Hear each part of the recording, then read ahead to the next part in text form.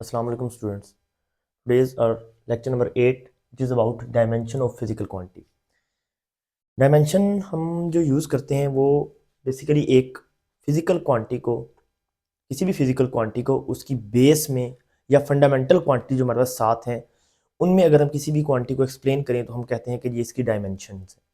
ठीक है, dimension basically कि कोई भी क्वांटिटी किन बेसिस पे लाई करती है। ठीक है, सब फर्स्ट ऑफ ऑल हम किसी भी फिजिकल क्वांटिटी को उसकी बेस यूनिट्स में लिखते हैं, देन फिर हम उसको उसकी डायमेंशन में लिखते हैं। तो डायमेंशन को एक्सप्रेस करने के लिए सबसे पहले तो आपको पता होना चाहिए कि हम स्क्वायर ब्रैकेट का यूज़ करते हैं और उनके लिए कुछ सिंबल्स भी हैं। 7 जो फंडामेंटल क्वांटिटीज या बेस क्वांटिटीज जिनको हम कहते हैं, ठीक है, उनके लिए हमारे पास सिंबल और स्क्वायर ब्रैकेट में उनको एक्सप्लेन करने का तरीका होगा, देन फिर हम किसी भी क्वांटिटी को उसमें एक्सप्लेन कर सकेंगे। फर्स्ट ऑफ ऑल अगर हम डायमेंशन की जो डेफिनेशन है वो देखें तो qualitative nature in term of fundamental quantity. ठीक है, किसी भी फिजिकल क्वांटिटी की क्वालिटेटिव नेचर को देखने के लिए कि वो फंडामेंटल क्वांटिटी की टर्म में किस तरह एक्सप्लेन की जा सकती है, ठीक है, उसको हम कहते हैं dimension. It describe the physical nature of quantity. ये हमें उसकी फिजिकल नेचर के बारे में बताता है कि ये क्वांटिटी जो है ये किन बेस पे लाई करती है। अगर फोर्स है तो उसके पीछे बेस क्वांटिटीज कौन सी हैं, पावर है तो उसके पीछे बेस क्वांटिटीज कौन सी हैं। ठीक है, इसी तरह ही हमारे पास ये टेबल है, इस टेबल को जरा डिस्कस कर लें तो फिजिकल क्वांटिटीज ये उनके सिंबल हैं और डायमेंशन में उन्हें किस तरह एक्सप्रेस करना है ये भी उनका तरीका है। लेंथ, इसके लिए सिंबल स्मॉल m यूज होता है और डायमेंशन इसकी capital L। Mass kg, dimension इसकी capital M। Time second, dimension इसकी capital T। Electric current ampere, dimension इसकी capital A in square bracket. Electric current हो गया, टेम्परेचर केल्विन इसके सिंबल होते हैं।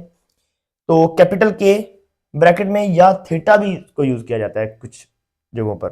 ठीक है, हायर लेवल में अक्सर क्लासेस में थीटा के नाम से इसको रिप्रेजेंट किया जाता है। इंटेंसिटी कैंडेला, कैपिटल I से भी इसे डिनोट किया जाता है और कैपिटल J से भी किया जाता है। Amount of substance mole MOL, इसी तरह से स्क्वायर ब्रैकेट में भी लिख दें या कैपिटल N, इन दोनों तरीकों से इसको रिप्रेजेंट किया जाता है। तो ये तो हो गई सिंपल कि हमारे पास 7 जो फंडामेंटल क्वांटिटीज हैं उनको इस तरह से आप डायमेंशनली एक्सप्लेन करते हैं। अब ये 7 बेस क्वांटिटीज हैं, जैसा कि मैंने बात की थी जब हमने ड्राइव्ड और बेस क्वांटिटी का टॉपिक पढ़ा था, वहां पे हमने देखा था कि ड्राइव्ड क्वांटिटी को हम एक्सप्लेन कर सकते हैं base in term of base units, किसी भी फिजिकल क्वांटिटी को। ठीक है, इसी तरह ही यहां पर भी एग्जाम्पल पे तौर पे अगर देखा जाए तो डायमेंशन अगर हमने किसी भी क्वांटिटी की निकालनी तो किस तरह से निकालनी ये जरा देखें। Dimension of speed, dimension of speed is equal to, हमें पता है कि स्पीड जो होती है वो डिस्टेंस डिवाइड बाय टाइम होता है, ये फॉर्मूला तो हम जानते हैं। ठीक है, तो डायमेंशन ऑफ स्पीड निकालने के लिए हम डायमेंशन ऑफ लेंथ या डिस्टेंस की डायमेंशन को डिवाइड करेंगे डायमेंशन ऑफ टाइम के साथ। तो यहां पर देखें डायमेंशन v मैंने स्क्वायर ब्रैकेट में लिख दिया। इसी तरह ही डायमेंशन ऑफ लेंथ यहां से देखें कैपिटल L, टाइम के लिए कैपिटल T, तो ये t की पावर नीचे 1 है, ऊपर आके क्या हो जाएगी -1 हो जाएगी। तो ये जी वेलोसिटी की डायमेंशन आ गई L t की पावर -1।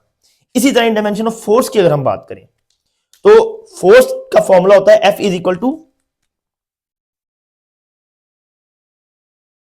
ma, मैस और एक्सेलरेशन। इसी तरह ही हम दो डायमेंशन को मल्टीप्लाई करेंगे, मैस की डायमेंशन को और एक्सेलरेशन की डायमेंशन को।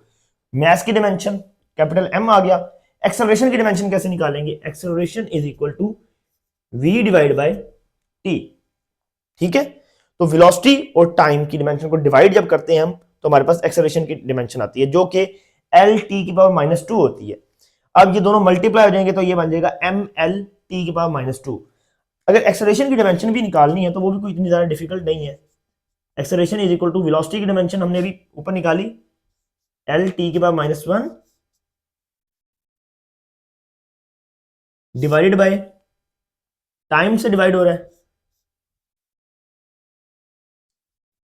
अब ये टाइम 1 है, ऊपर आके क्या हो जाएगा माइनस, तो माइनस और माइनस क्या हो जाएगा, यहां से आप एक्सेलरेशन की डायमेंशन भी काउंट कर सकते हैं। ठीक है, तो वेलोसिटी, एक्सेलरेशन और फोर्स इन तीनों की डायमेंशन निकालने का तरीका हमने देख लिया। इसी तरह ही बेसिकली मेथड यही है, आपके पास उसका फॉर्मूला होना चाहिए, फॉर्मूले को in term of base quantity आप उसको ब्रेक डाउन करें, ब्रेक डाउन करके उनको उसकी डायमेंशन से रिप्लेस कर दें, तो आप किसी भी फॉर्मूले की डायमेंशन इजीली निकाल सकते हैं। ठीक है, अब ये यूजेस कहाँ हैं इनके, डायमेंशन एनालिसिस हम किस लिए यूज करते हैं? First of all homogeneity of equation, homogeneity of equation को चेक कर सकते हैं कि एक इक्वेशन अगर हमारे पास फिजिक्स की कोई भी इक्वेशन है, उसकी दोनों साइड्स पे डायमेंशन सेम आ रही है, तो इसका मतलब है वो डायमेंशनली करेक्ट इक्वेशन है। ठीक है, to check the correctness of equation both side dimension is same, दोनों साइड्स की डायमेंशन सेम आनी चाहिए। फॉर एग्जांपल हम एक एग्जांपल लेते हैं, if a body start from rest, एक बॉडी स्टार्ट हो रही है रेस्ट से, तो इनिशियल वेलोसिटी क्या होगी उसकी? 0 होगी। हम सेकंड इक्वेशन मोशन से इसको प्रूव करना चाह रहे हैं, s is equal to V I T plus 1/2 at square. Initial velocity अगर 0 है तो ये सारी टर्म क्या हो जाएगी? ये 0 हो जाएगी। तो हमारे पास जो टर्म बचेगी वो क्या बचेगी? s is equal to 1/2 at square. अब ये जो इस तरह की कॉन्स्टेंट्स होते हैं ना, 1/2 पाई/2 2 पाई 4 पाई, ये सारे इनकी कोई डायमेंशन नहीं होती, तो हम इनको इग्नोर कर देते हैं। ठीक है, तो हमारे पास डायमेंशन किसकी इक्वल आनी चाहिए? डिस्टेंस का dimension is equal to acceleration multiply by time का स्क्वायर। इसको हमने प्रूव करना है, तो ये हमारे पास जनरल इक्वेशन हो गई। डायमेंशन ऑफ डिस्टेंस या लेंथ, इनकी सेम डायमेंशन होती है, लेंथ डिस्टेंस, ठीक है, डेप्थ हाइट, ये सेम ही डायमेंशन है, तो इसके लिए क्या आएगा? कैपिटल एल आएगा। एक्सेलरेशन की डायमेंशन ऑलरेडी हम काउंट कर चुके हैं, एल टी की पावर -2, ये मैंने लिख दी। ठीक है, टी का स्क्वायर तो टी की पावर 2। अब हम इन सब डायमेंशन को इस इक्वेशन के अंदर पुट कर देंगे, तो इस तरफ एल टी की पावर -2 और टाइम का स्क्वायर है तो टी की पावर 2 आ गया। अब ये देखें, ये t और ये t मल्टीप्लाई हो गए तो -2 + 2 पावर ऐड हो जाती है, -2 + 2 कैंसिल आउट हो जाएंगे। जब किसी भी चीज की पावर 0 होती है तो वो क्या हो जाता है?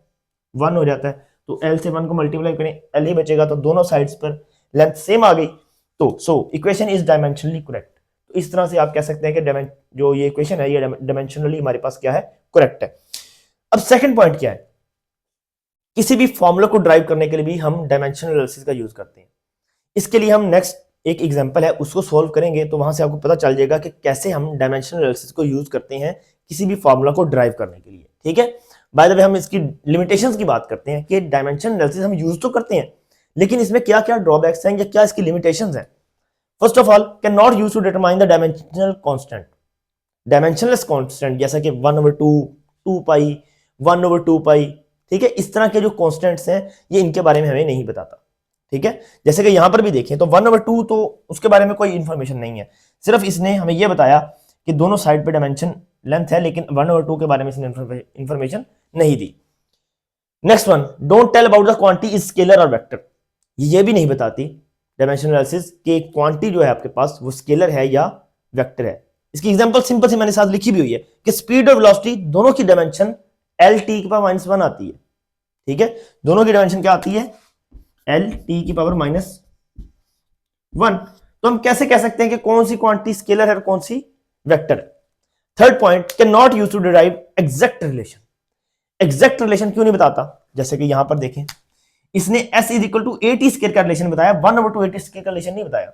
तो ठीक है, इस तरह से एग्जैक्ट रिलेशन नहीं पता चलता, ये जो डायमेंशनलेस क्वांटिटीज है उनको इग्नोर कर देता है, उसके बगैर विदाउट डायमेंशनलेस क्वांटिटी जो बचती हैं क्वांटिटीज उनके बारे में हमें एग्जैक्ट बताता है कि ये साइड जो है लेफ्ट और राइट इक्वल आ गई है।